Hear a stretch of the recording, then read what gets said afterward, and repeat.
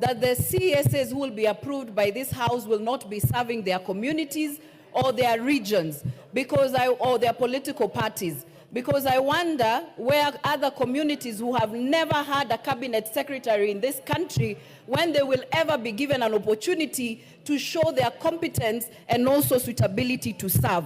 And so the CS nominees, we asked them whether they will serve their communities, and all of them told us no. And so I do not expect the members of parliament in this House to go and hold the CSAs once they're in office hostage. Let the CSAs work for all of us and for all the people of this country. Secondly, Mr. Speaker, I asked Honorable Mbadi the question whether he's a skunk, because the last time he called all the nominees the skunk and he gave the president. He told me, you will judge me whether I am a skunk once I'm in the office according to my work.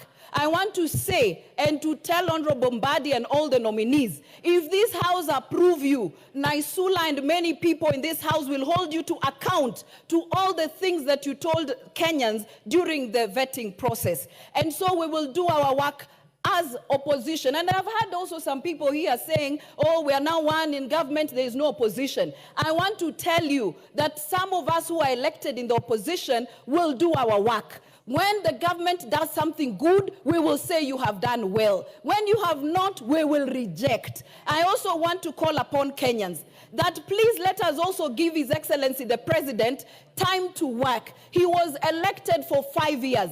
If you do not like him, please strategize how you will remove him through the constitutional means in 2027. Beat him at the ballot. That is what I also wanted to say. The CSS to do their work, members of parliament to do their work, the president to be given time to do his work. If he fails, we go that route constitutionally. Because if we go the anarchy way, you have seen Khartoum, you've seen Somalia. Even as an opposition member of parliament, I wouldn't want us to go that way. I would want also to say two things, Mr. Speaker. We will hold people like Honorable Kindiki. We have said Professor has done a very good job, but issues of abductions, issues of killing people also has to stop, even in our areas where we come from, Mr. Speaker. Finally, the issue of saying that even if a CS is weak, should be given a strong PS. The PS does not earn double money to do a CS's work and a PS. The CS to do their work of policy, leave. Member for Murang'a County.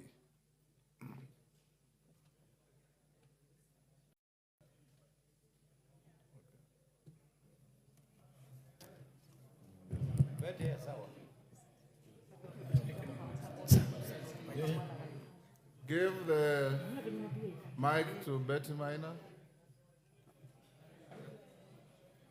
You are switching the mic in the wrong places.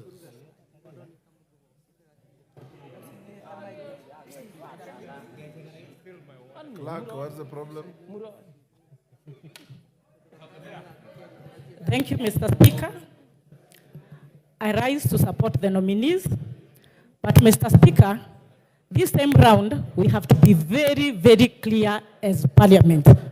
We have not come to support leaders, to support regional politics and to support regional development, but to support every Kenyan at the national level.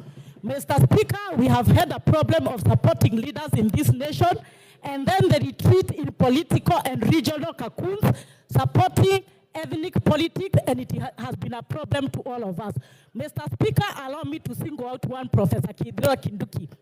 In the past, I have not been his great fan, but recently, I am one of his greatest fans. Professor Kithure Kindiki expressed a lot of wisdom and a lot of brains when he was doing his interview, Mr. Speaker. Previously, he did a lot of work to support this government, and he has been on record. He's not a regional leader, but he's a national leader. Mr. Speaker, we want to urge that this parliament, we are a national parliament, and we can only support national leaders, but not regional leaders or leaders who want to retreat to village cocoons. So, Mr. Speaker, I rise to support the nominees. Thank you. Thank you. Makali Mulu.